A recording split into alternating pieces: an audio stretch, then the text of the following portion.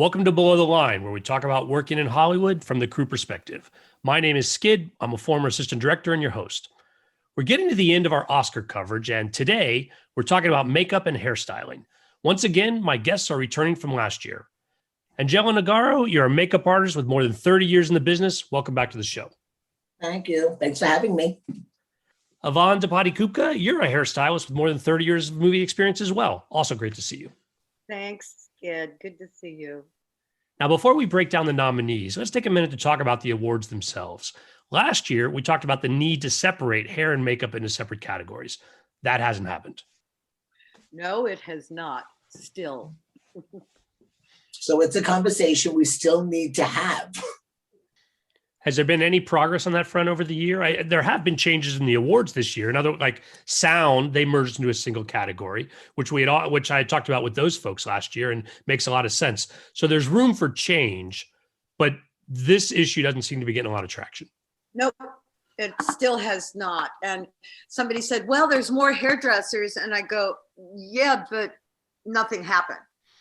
They may have conversations. I'm not over there in the academy meetings, but nothing has happened, nor has it been brought to the front, nor has any voting or anything happened pertaining to making a category for the hairdressers, hairstylists in the business. And for folks who are not aware, it's generally the makeup artists that are nominated as the lead, and they say who to bring along as their team. It's not recognized always that there's even a hair person in the group at all. Is that an accurate summary? That is right.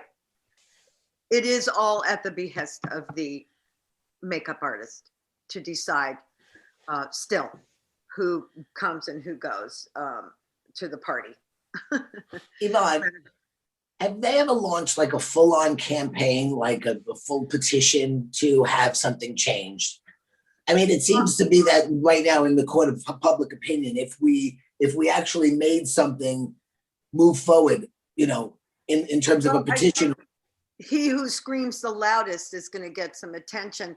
And because I'm working right now, I've gone to the local with 4 top hairstylists, and this was over 18 years ago, to a union meeting to get our union members behind the hairstylists to go as a group, because when you have a larger amount of people, you get more traction than just 4 or 5 people. So I went to the union with Candy Walken, with Josie Normand, with Norma Lee, and one other person right now I can't remember, but we went to the local to present this to them, and the response blew my mind. First of all, they were like, well, we don't want to give up, and it was from makeup artists, not necessarily you, of course, because you're behind all of this, but there were many makeup artists that just felt that they should still be in charge because they're holding on to rules and regulations in a constitution that was created in 1939 by all men makeup artists. And we are now at 2021. We got diversity. We got all this stuff going on, and we're still sitting in this thing. And also, the other part of that puzzle, which is another major part that we addressed at the local, was parity. And that I won't do a show if makeup is making $5 more an hour than me. So I always have favored nations. If they don't want to do that, then I won't do it, because it's just not right, because we are a team. And Angela, you know that we're a team. We work together. If you do, again, the same story. If you do a beautiful makeup, a period makeup, and I come in and do a shitty 2009 hairdo, it's not going to work. So the costume and the makeup are for nothing because the hair is not finishing off the picture. This is one of the perfect examples of the hashtag Me Too hypocrisy. Yeah. Because all of the hairdressers historically were women. And all of the makeup artists were men, and now we're union, Robert, in case you don't know this. And so the makeup artists make more money, and they have never brought us up to even. Yeah. So it's still a thing. Why should we give up what we earned? No, you didn't earn it. It's just automatic because they set it up in the contract that each year the money goes up a percentage, and theirs just keeps going like this. And we're just still down here trying to get there, which is why favored nations, I will not do a show if they want to pay me less. And most smart producers know that they can't get away with that anymore. And so they know that if they want anybody in the hair department worth their salt, Right. they have They'll to, pay them. they have to pay them the Yeah. right amount of money. But there are many that still do that. But And it's it just, also- it needs to be on the books. We need to have parity at this point on the books, Yeah. not just by somebody who's morally, doing the right thing. We need to have it so it's mandated that this is the right thing. Uh-huh. So these are one of our complaints still. Still. So it's pretty clear that the Academy Awards having this single category and the way that folks are nominated for it is a remnant of this biased behavior in the industry overall. Oh, yeah. Oh, yeah. Still. Well, fingers crossed. We'll keep advocating, keep bringing it up year to year, and hopefully one of these times we'll get to have you both on for 2 episodes rather than just the single one. But And I think I'm going to, after we finish our shows, I'll call you and we should plan something to start communicating about this a little bit bigger. We're big mouths, you and I, so we could organize this. This is true. I look forward to hearing more about it, ladies.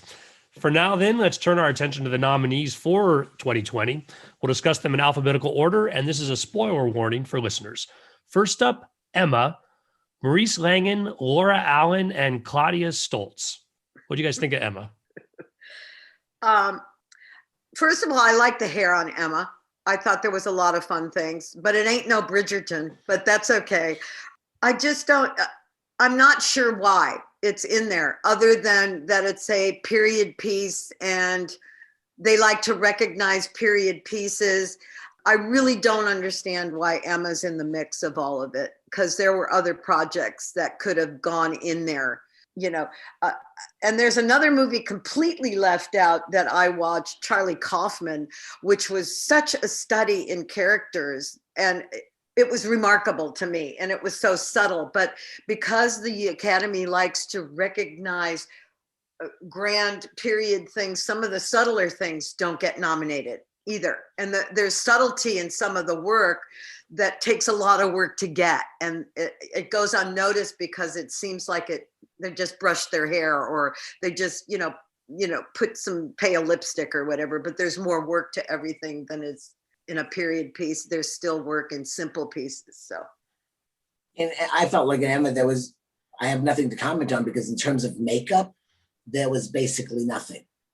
So I watched the entire movie. Besides one small bloody nose, there's nothing going on really in terms of makeup that either made a character or took away from a character. Because even if it's not per se, we're not talking Kardashian makeup, we're still talking about creating a character. And in terms of even that, there was nothing. Yeah, I agree. That's where my head scratching came in yesterday. I was like, oh, okay. Because if it's not solid 100% in one department, it has to hit a couple of notes in the other department. Well, this is an interesting choice then. Like there is, I think, as we've noticed across categories, a bias towards what people see. And it is a surprisingly enjoyable film. Do you think people watch it, enjoy it, and then throw it into this category? I would say that if it was the Emmys, because I know that a lot of people vote blindly when it comes to the Emmys. Oh yeah. But there's a voting committee with the academies. So and I have friends who run it that I'm actually at some point going to ask. I'm curious about some of the nominations and what was the process. You know people in there too. I mean, I am curious to see what made the grade and what didn't. I'm a little baffled. The best part, I mean, it was a cute movie. I mean, it can't not be, because it's all about all that silly English love stuff and everything. But the best part of it was basically costumes. Makeup and hair was just, it was just regular. It wasn't even fantabulous. There was one character, I think, that they did a lot to, the homeliest girl that was always walking around like that. Her hair was, the most done. And some of it looked contemporary even, which is interesting to me when that happens in a period piece. The blonde girl who's Emma, for one. I'm like, okay, she looks like she just put on a fabulous dress. And so anyway, yeah.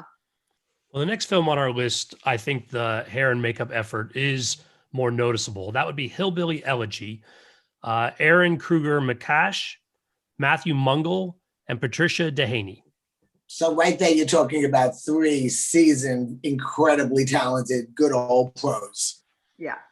Who know their stuff, who can build a character that you don't sit there and look and think, oh my God, this is so made up. Because I watched that movie yesterday. I did all this for you, Rob, but I watched everything yesterday. Sat on my couch for hours. It's like in school. Right. But cramming. But didn't lose a minute of the storytelling, saying, oh my God, this is out of character. I thought Glenn Close was amazing. I knew what I was looking for because I knew it was on there. You know, we were also privy enough to get some of the conversations of what they've done, so we know what to look for. And really, all of it was beautiful. It's really clean characters. It's, you know, you're not looking at anything. It takes you, it facilitates, what I always like to say is it facilitates the storytelling. Yeah. Because you don't get lost looking at the, you know, whatever. Oh my God, they did that or whatever. It is beautiful and it's very well done. Very, very well done. And like you said, they're all 3 seasoned pros who know their stuff and go in and create a character and go right to it. Glenn was still, you could still see Glenn in there, but it was really, really incredible that basically in the story she got lost and she was Mima. Was Mima, which was great.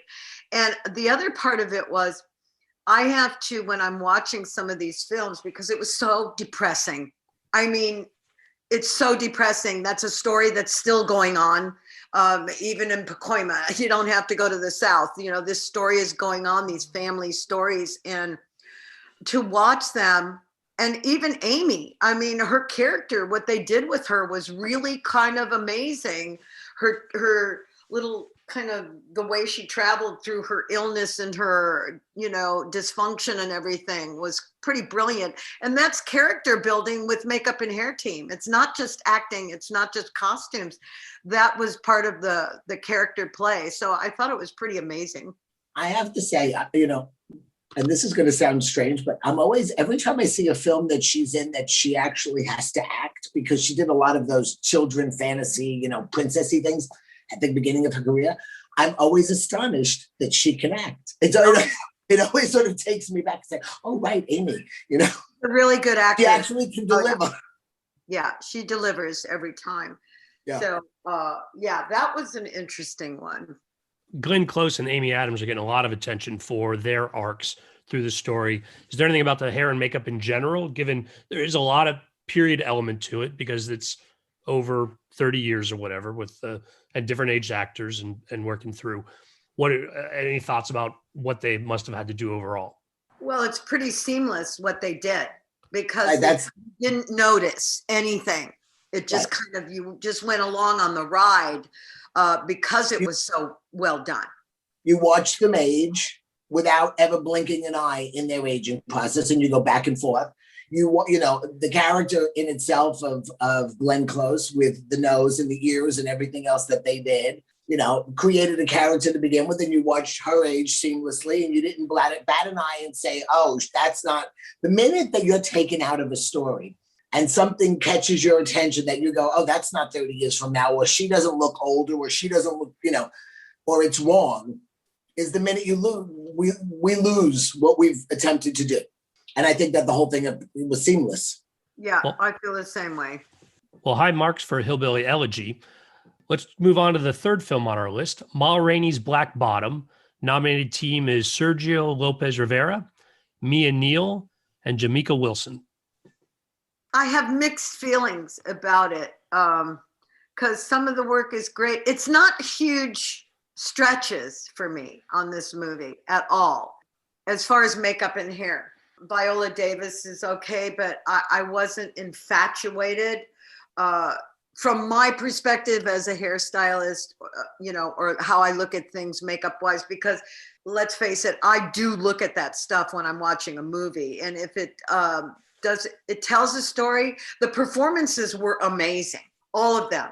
Viola Davis, who I've worked with she's a brilliant actress. And so she could sell, Spam really, if she wanted to. But as far as makeup and hair, it didn't it didn't move me beyond, I don't know. It just didn't move me as much as I thought it was going to. The story was, and again, here's another sad story that you sit through and watch. And it wasn't, in my opinion, as much as I thought it could be. It's a great character portrayal. It's nothing out of the box. And that's, the work is beautiful. It's not Academy Award work to me.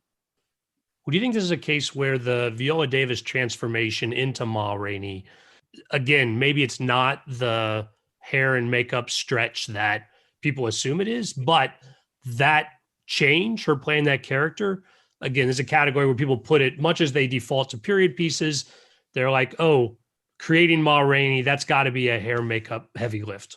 And so they want to recognize it here. I don't think so. Well, let's look at the next film on our list. Mank. Nominated team is Gigi Williams, Kimberly Spiteri, and Colleen LaBeouf. I thought it was beautifully executed. I thought that the makeups were beautiful. I thought the hair was beautiful. I thought that it came together. My husband loved this film, and I could barely get through it. That's just me. And it's not because the work wasn't fantastic and, awfully dark, in my opinion. The whole movie was dark. It was hard to see things. So, and that's not putting down the DP, because part of it was incredibly beautiful and some of it was great. But for me, I had a hard time watching the whole movie, and I had to go back to it a couple of times. And I know people that adore it. My husband loved it.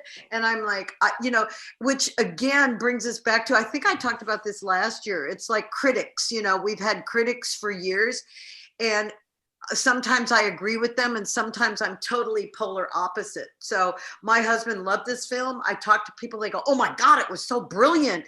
And for me, there were parts where I was like, I didn't. And yes, there was a lot of beautiful stuff. I thought the makeup was pretty great, which is hard to do because in black and white, it's a whole different game. There was some of the hair I loved and some just, it didn't do it for me. It looked like a wig, and that was me. So, but as a hairstylist, I look at those things, and I do look at the makeup, and I do look at the wardrobe. It was a really beautiful film. But again, I wonder sometimes, what I notice in the Academy Award season is he who puts the most money into promotion gets their films out there, because there are other films that happened and they get lost. They disappear instead of having a machine behind them that pushes it forward. This is it. I mean, they started before the movie was out promoting Mank. This is going to be Fincher's biggest whatever. And okay. So then by the time you see the movie, it's like social media. They tell you, and then you see the movie and you go, this is the greatest thing I've ever seen. But from an artistic point of view, when I watch it, it wasn't that for me. But, but then some people may say, well, she doesn't know anything. She's just a hairdresser. So, but that is how I felt about Meg. And I have a hard time just going, yeah, it's one of the greatest movies of all time. No, definitely wasn't that. Yeah. No, I think it was a good retelling of a story, but I don't think it was an amazing story. It's not an amazing movie. It's a bit more like I don't want to say a documentary, but it wasn't an amazing movie to me. Yeah. Again, I thought the work was nice. Yeah. There's just so many other things that when the nominations came out, I really scratched my head with a lot of them going, I'm not quite sure what's going on. What's going on, Yeah. Well, one more film on our nominated list, that's Pinocchio. Mark Coulier, Dalia Coli, and Francesco Pegoretti. Amazing. And that deserves to be there. Yeah.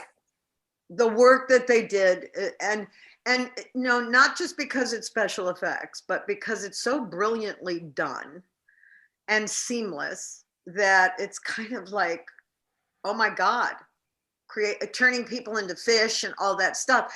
So again, does it mean that the Academy needs to like start looking at things and have a separate category for these special all effects things? Because Pinocchio's effects, it's like, and it's all done by hand, it's not CGI'd, because there are things that they do with CGI all the time, and there needs to be some recognition for what's going on. It's like Hillbilly Elegy is seamless. Pinocchio, those makeups are like insane. They're so good. It's Billy Corso, it's Rick Baker, crazy good. It's crazy good. It's And crazy good. we don't want to see the same people win awards every year, but if their work is that phenomenal, you kind of go, wow, this is pretty phenomenal. They at least deserve to be in the category. Do you know what I mean? Yeah. So I think that Yvonne and I are on the same page, that we think that's the movie that should walk away with this award. Whether or not that happens is left to be seen, but that work is truly outstanding. It's transformative. And I do agree with you. I mean, there, as there needs to be another category for hair, there needs to be a separate category, because anybody who just does a beautiful character makeup will never be able to compete with these effects movies. That's and they're all but also character makeups, there's a lot that goes into it, but it doesn't look like it. Right. It doesn't present itself as a, oh my God, they put noses and everything, and it was so good on Glenn Close. Oh my God, it's so brilliant. And then you have somebody doing just a mellow movie of characters and their character studies, but it doesn't present itself as like a phenomenal deal. And they're also Oscar worthy for that. So it's kind of, it has to go back to, we're going to circle back around to what is going on in that room, and how do they make their decisions, and what are their rules, and what is their parameters of deciding. I found out from somebody in the Academy that with hair, they look at it and say, does the hair tell a story? And I'm like, that's odd to me. Does a hair tell a story? You mean, does the whole thing become the period? I just don't know if it's just one thing. I think it's a whole picture that we work together on. The one I'm working on right now. And when you do character studies on, your TV show, look how many TV shows are just discarded, and they go for the one trick pony and give them the Emmy. Last year I was nominated for 2, and we lost out to a show that is like, really? Right. I understand that happening, because I think that the voting for the Emmys is really not, we need a committee. Yeah. Because people submitting and putting in their descriptions and doing all of this, if you don't actually go through all of it and read all the descriptions and know exactly what was done, you might overlook a lot of it. But with the Academy Award, but with the Academy Awards, there is a committee. Yeah. And that's this is where the problem is. There is a committee who does what we do, who should know what they're looking at. Other films for this year that didn't make this list but deserve a shout out for hair and makeup? I mean, listen, I know that Bill and Ted's Excellent Adventure was up, and I know that Billy Corso did a bunch of character makeups. And, to me, Billy Corso was like Meryl Streep. On their worst day, they should be nominated. Because they still top the majority of other makeup artists that are out there. I mean, I don't want to see one person get every award, but to know that he had up some characters in a movie. Oh, he aged those 2 guys. It was like, right. I mean, right. That was the year that Matthew McConaughey, what was his movie that they won for that movie? Where he lost 50 pounds. Right, where he lost 50 pounds and they did nothing. And Steve Prouty, who aged for Bad Grandpa, Johnny got nothing every day, got nothing, and it was seamless. I mean, like, so I don't. It's more head scratching. We just scratch our heads. I don't know what goes on in that room. I really am, but I'm so curious. Yeah, how one thing could get nominated, like. Matthew McConaughey losing 50 pounds is not somebody walking away with an Academy Award. And also Jared Leto, lost 40 pounds and let his hair grow. That's not even a wig. So, it's kind of like, yeah. Dude, I don't know. I don't know if the people voting get wrapped up in the emotion of with the film. I just have to believe that the people that are on the committees are smarter than that, and they actually break down what's going on. Yeah, I'm not sure. So we scratch our heads a lot, Skid. They have a discrepancy for silly comedies or something. Do you know what I'm saying? Like, this is a serious film, and Emma was a, serious British film, or Ma Rainey. It's these are serious contenders, right. And this is silliness. Like Bad Grandpa. It's a silly movie. Right, I understand that for Best Picture. Maybe we're not doing, but our category is supposed to be about what we do, not about the movie itself. It's supposed to be about the makeup and the hair that's in the movie, whatever that may be. You know what I mean? If it gets no other nod, that's fine too. But let's acknowledge what we're putting into whatever film. Yeah. It doesn't have to be Best Makeup, Best Picture, Best Directing, all in the same category. Yeah. Best Makeup might be just makeup all on its own. It could be that one little strange film that, that just had amazing makeup and didn't necessarily hit any other category. I don't understand, what we do in the popularity thing. That's right. And it's an important part to bring up, because as I was thinking about it, it's like these silly comedies that required, Bad Grandpa, the work was brilliant. Brilliant. Steve Prouty knocked that out of the. Did you ever see it, Skid? Did you ever see the movie? I have not seen Bad Grandpa, but I've seen the ads for it. Oh yeah. I mean, the makeup is brilliant. He got so robbed, Steve Prouty, for that.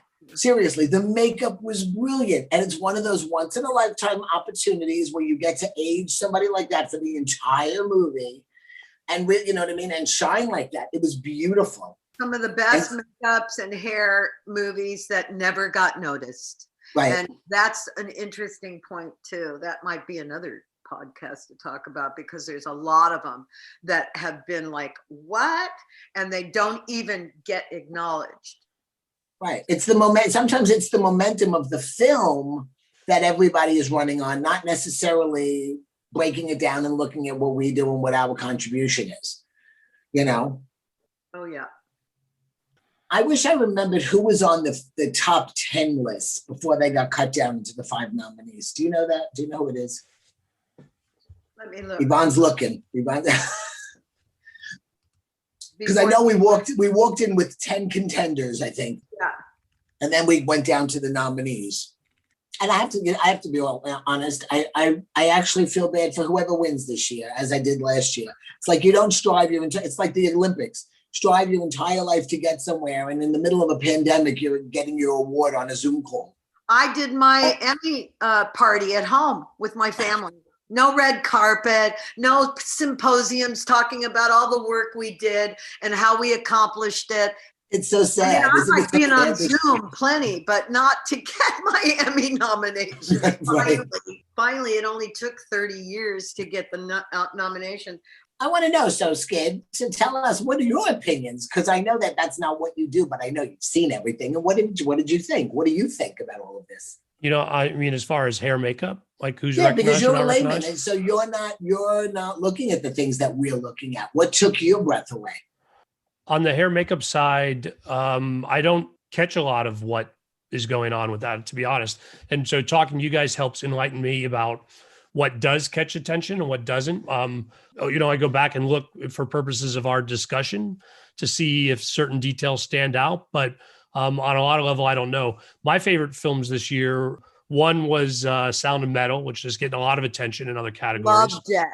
I really appreciate. And other movies, I really liked a movie called The Outpost about being in Afghanistan. And I'm surprised I haven't seen any love anywhere for the Prime movie, I'm Your Woman, which I thought was a really nice period piece and dealt with interesting issues that hasn't gotten any attention at all. So not really sure what to make of the nominees this year. On the list originally, there was, I think, One Night in Miami, which was pretty darn good. Nomadland, Dad, or that movie Dad with Anthony Hopkins, whatever it was called. The Father. Sound of Metal. Chicago 7, Mank, Promising Young Woman, and also Judas and the Messiah. Judas and the Black Messiah. Black Messiah, yeah, was well done. But, I'm surprised that didn't get there too, even though it just was basically a couple of wigs and the rest was very much character studies. I thought Riz was amazing as that guy who in Sound of Metal. I thought his performance was amazing. But I haven't seen Sound of Metal yet. Yeah. I thought Chicago 7 was well done, even though the character studies, and this is what I've understood, Aaron Sorkin, he doesn't like to completely replicate, but he likes to intimate. So, even though on our movie, Lucy and Desi do look, like Lucy and Desi and Fred and Ethel look like them too. And Yvonne, you're working with Aaron Sorkin now on a movie. Yeah, he's lovely. And, he's a master. So, what happens? You got the word master, you got this going on. Chicago 7 was really well done. That was a movie that was in the top 10, but got bumped out, later. Promising Young Woman was well done, but that's just a contemporary thing. It's not going to beat out Pinocchio. I can tell you that. One rainbow wig is not going to beat out, because the rest of it was just, it would look good. I'm not saying that at all. I thought it was No, well I know. done, but it was not, put it in the Oscars. I think that there are movies that we hold to an Oscar standard, Right. that we think everything is supposed to be, and I don't want to necessarily say it's like a big epic, but I do think that there's a fantastic quality that we expect from an Oscar nomination. Yeah. I haven't seen a lot this year because I've been working since November, and I've just, Right. I've been working all year too, but I did pull aside to watch these because, of course, they gave them to us, except Pinocchio. And Pinocchio, I saw many different, how they achieved things when they created these characters. And I'm just like, this is like, it's otherworldly. So to have all of it, it's kind of like doing a variety show with a comedy. The categories are like, I don't get it sometimes. The same thing with the Emmys. You put together a show where one person is taking care of one person, and you put it up against a team of 15 people that created 20 different looks, and then the one Right. person wins for the one person they took care of. They don't all balance out. I'm really curious to find out. I'm going to ask my friends who are in the committee for the academies. I really want to know if they have like a checklist. I know that they have big roundtables and they discuss everything, but I really wonder if there's a checklist of what everybody is supposed to be looking at and looking for as they start to decide.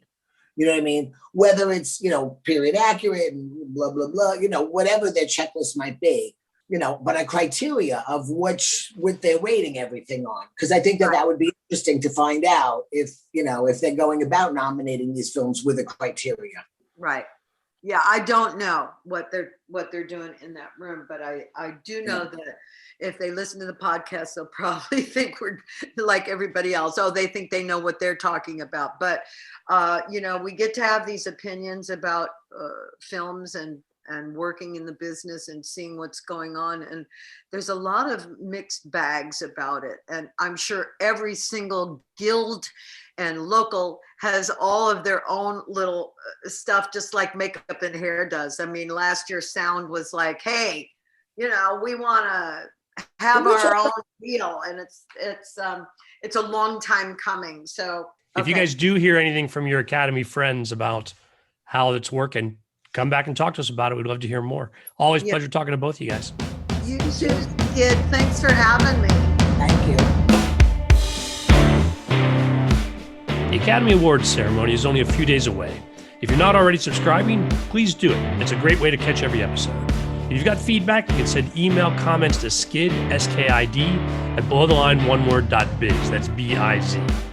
Please rate us wherever you get your podcasts. It helps us reach new listeners. And new listeners, check out our website, belowtheline.biz, where there's 75 episodes available. At some point, I'm sure we've talked about something you've seen. If you're on Facebook, you can find photos and other behind-the-scenes materials at Podcast Below the Line. And finally, you can follow the podcast on Twitter and Instagram. It's at Pod Below the Line. Thanks to Curtis Five for our music and John Wan for our logo. The logo is available on t-shirts, mugs, and stickers at redbubble.com. Once again, thanks for listening. Be safe out there.